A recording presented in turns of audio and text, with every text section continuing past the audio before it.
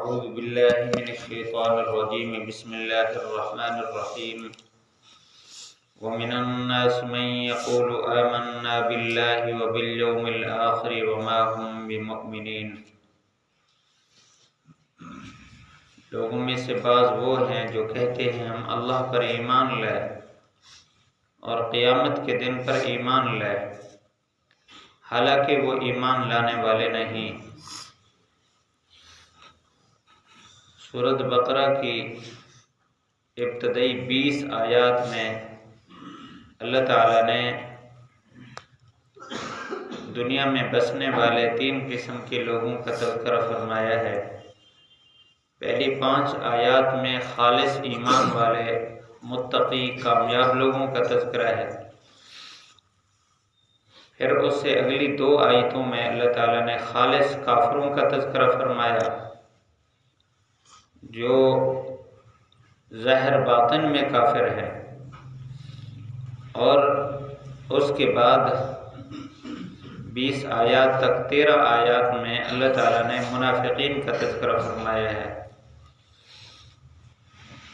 منافق یہ نفق سے ہے، نفق خفیہ راستے کو کہتے ہیں، اس لیے سرنگ کو بھی نفق کہا جاتا ہے، پہاڑوں کے درمیان جو کھودی گئی ہوتی ہے، خفیہ راستہ ہوتا ہے۔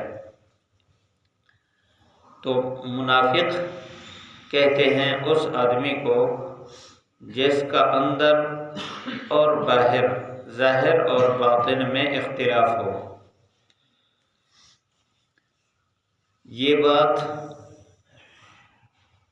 اس بات کی وضاحت ضروری ہے کہ نفاق کی 2 قسمیں ہیں، ایک ہے نفاق اعتقادی اور دوسرا نفاق عملی۔ نفاق اعتقادی کا مطلب ہے کہ عقیدہ اندر اور ہے، باہر کوئی اور عقیدہ ہے، زبان پر کسی اور عقیدے کا اظہار ہے اور اندر دل میں کوئی اور عقیدہ رکھا ہو، اس کو اعتقادی نفاق کہتے ہیں۔ اور اگر عقیدہ ایک ہی ہے، اعمال میں فرق ہے، اس کو نفاق عملی کہا جاتا ہے۔ اس کی پھر کئی قسمیں مفسرین نے بیان فرمائی، جس کا خلاصہ یہ ہے کہ اس کی زبان اور اس کا عمل الگ الگ ہو، یا یہ ہے کہ اس کے جذبات اور ہوں اور پھر اس کا کردار اور ہو، اور بھی کئی ساری اس کی تعبیرات ہیں، ساری نفاق عملی میں آتی ہیں۔ حضور اکرم صلی اللہ علیہ وسلم کے زمانہ میں نفاق اعتقادی تھا، آپ صلی اللہ علیہ وسلم کے بعد اب تک نفاق اعتقادی وہ اللہ ہی جانتا ہے، اب نفاق عملی جس کی طرف لوگوں کو متوجہ کیا گیا وہ پایا جاتا ہے۔ اس کی تفصیل یہ ہے، آپ صلی اللہ علیہ وسلم کی مکی زندگی میں اعلان نبوت کے بعد 13 سال آپ نے وہاں گزارے۔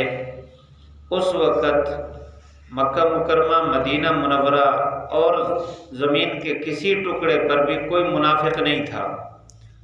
مکہ مکرمہ میں جو بھی ایمان لاتا، ظاہر بات ہے کہ جب سارے حالات خلاف تھے، اور صرف حالات خلاف نہیں تھے بلکہ جو ایمان لے آتا پتہ چل جاتا تو اس پر بہت زیادہ ظلم و ستم ہوتا تھا، اس لیے جو ایمان کا اظہار کر رہے ہوتے وہ تو خالص اور پکے مومن ہوتے۔ اور ایسا بھی تھا مکہ مکرمہ میں کہ کچھ لوگ حقیقتاً ایمان لانے والے تھے، لیکن معاشرے میں کمزور ہونے کی وجہ سے وہ ایمان کا اظہار نہیں کرتے تھے، یعنی اندر ایمان تھا اگرچہ اس کا اظہار نہیں تھا، یعنی نفاق کے بالکل خلاف اس کا اظہار نہیں تھا۔ ایسا نہیں تھا کہ اندر کفر اور سامنے وہ ایمان کا اظہار کرے، ایسی کوئی صورت نہیں تھی۔ آپ صلی اللہ علیہ وسلم جب مدینہ منورہ تشریف لائے، ہجرت فرمائی، یہاں ابتدائی سالوں میں بھی کوئی نفاق نہیں تھا۔ 2 ہجری کو غزوہ بدر ہوا، یہاں 5 قبیلے رہتے تھے، 3 یہودیوں کے تھے اور 2 مشرکین کے تھے۔ یہودیوں کے قبیلوں میں بنو قینقاع، بنو نذیر اور بنو قریظہ، یہ 3 قبیلے یہودیوں کے تھے، اور 2 قبیلے تھے جو مشرکین کے تھے، اوس اور خزرج۔ آپ صلی اللہ علیہ وسلم کو ادھر لانے والے، مدینہ منورہ میں ہجرت کی دعوت دینے والے اوس اور خزرج کے لوگ تھے۔ یہ جب آپ صلی اللہ علیہ وسلم کے پاس وہاں مکہ مکرمہ میں حج کے موقع پر عقبہ پہاڑی کے قریب انہوں نے 3 سال مسلسل بیعت کی، 6 افراد، پھر 12 افراد، پھر 75 افراد، 3 سالوں میں یہ آپ صلی اللہ علیہ وسلم کے ساتھ تعلق جوڑتے رہے۔ یہ جو جڑ رہے تھے یہ اسی قبیلے کے لوگ تھے، لیکن مخلص تھے، انہیں کو انصار کہا جاتا ہے۔ انہوں نے آپ صلی اللہ علیہ وسلم کو دعوت دی، آپ تشریف لائے۔ یہاں یہودی رہتے تھے۔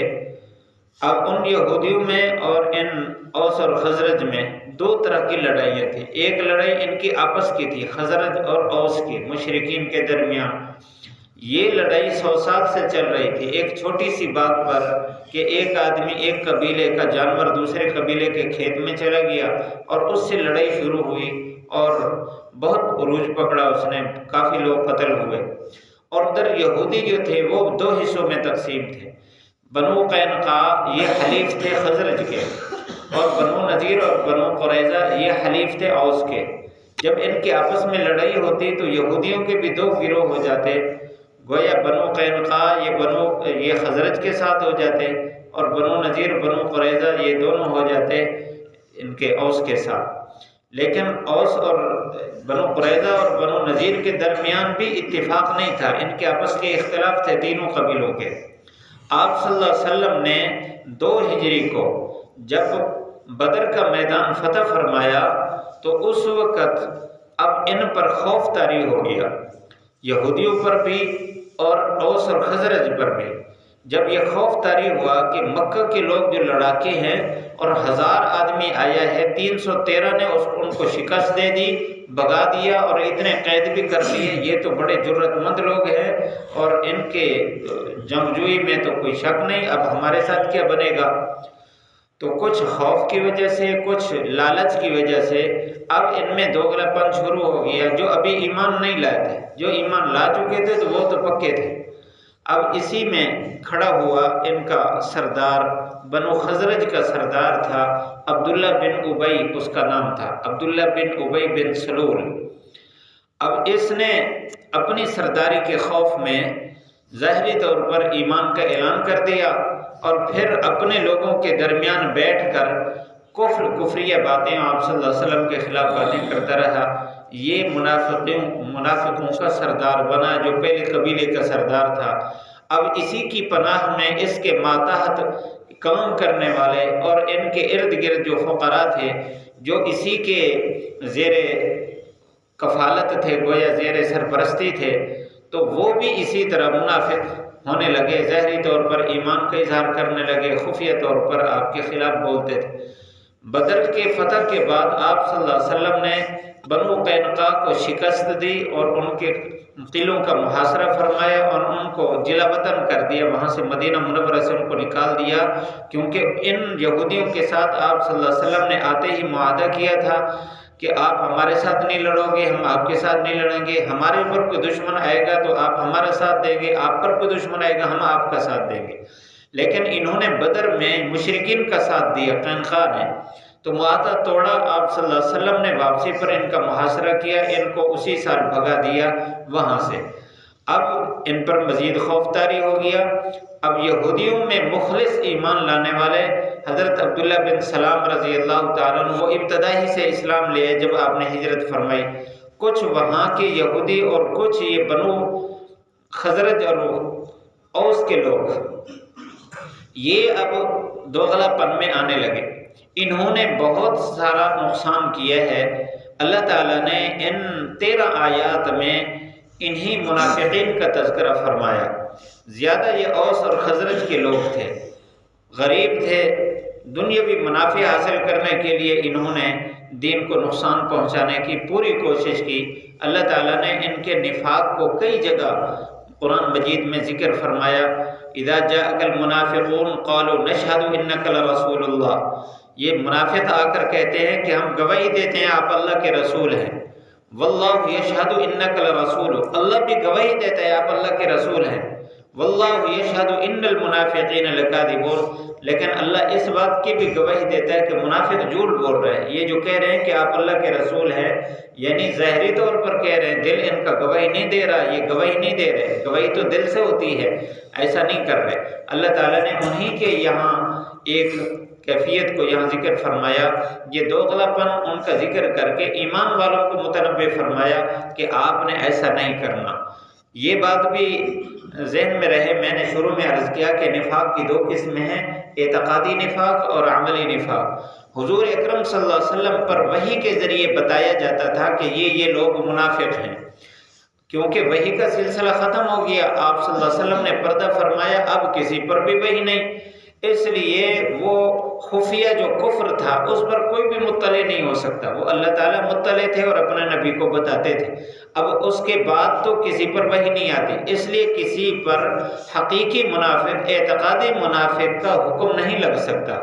البتہ انہی منافقین کے جو اعمال تھے کہ ظاہری طور پر کچھ کہہ رہے ہیں اور عمل کچھ اور ہے، دل میں کچھ اور چھپا رکھا ہے، ظاہر کچھ اور کر رہے ہیں، اس کو نفاق عملی کہتے ہیں، اور ایمان والوں کو اس سے بچانے کا حکم ہے، خود بھی بچیں اور دوسروں کو بچائیں۔ یہاں جن صفات کا ذکر کیا جا رہا ہے یہ ان کے وہی صفات ہیں جو اندر کچھ اور ہیں باہر کچھ اور ہیں۔ ایمان والوں کو متنبہ کیا جا رہا ہے کہ ایسا نہیں ہونا چاہیے، تو فرمایا وَمِنَ النَّاسِ، لوگوں میں سے بعض ایسے ہیں، مَن یقولو، جو کہتے ہیں آمنا باللہ، ہم اللہ پر ایمان لائے، وبالیوم الآخر، اور آخرت پر بھی ایمان لائے، وما ہم بمؤمنین، حقیقت میں وہ مومن نہیں، کیونکہ ایمان کی حقیقت وہ تصدیق بالقلب ہے، اقرار باللسان اور تصدیق بالقلب، دو چیزوں کا ایمان ہے، زبانی طور پر بھی اقرار کریں اور دل سے تصدیق بھی کریں، اور وہ دل سے تصدیق نہیں کرتے۔